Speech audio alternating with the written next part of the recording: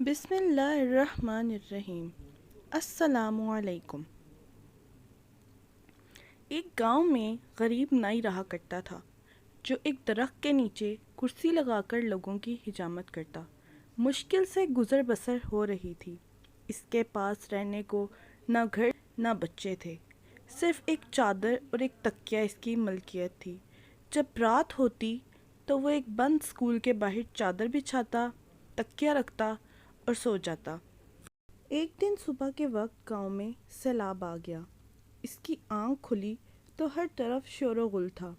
وہ اٹھا اور اسکول کے ساتھ بنی ٹینکی پر چڑھ گیا، چادر بچھائی، دیوار کے ساتھ تکیہ لگایا اور لیٹ کر لوگوں کو دیکھنے لگا۔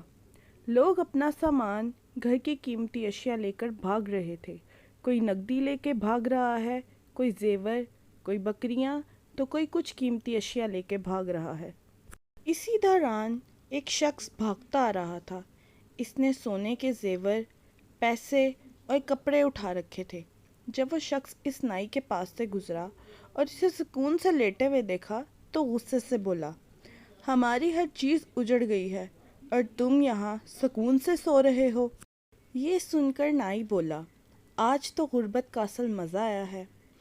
جب میں نے یہ کہانی سنی تو ہنس پڑا، مگر پھر ایک خیال آیا کہ شاید روز محشر کا منظر بھی کچھ ایسا ہی ہوگا، جب تمام انسانوں سے حساب لیا جائے گا۔ ایک طرف غریبوں کا حساب ہو رہا ہوگا، 2 وقت کی روٹی، کپڑا، حقوق اللہ اور حقوق العباد۔ ایک طرف امیروں کا حساب ہو رہا ہوگا، پلازے، دکانیں، فیکٹریاں، گاڑیاں، بنگلے، سونا اور زیورات، ملازم، پیسہ، حلال حرام، عیش و آرام، زکوٰۃ، حقوق اللہ اور حقوق العباد۔ اتنی چیزوں کا حساب کتاب دیتے ہوئے پسینے سے شرابور اور خوف سے تھر تھر کانپ رہے ہوں گے۔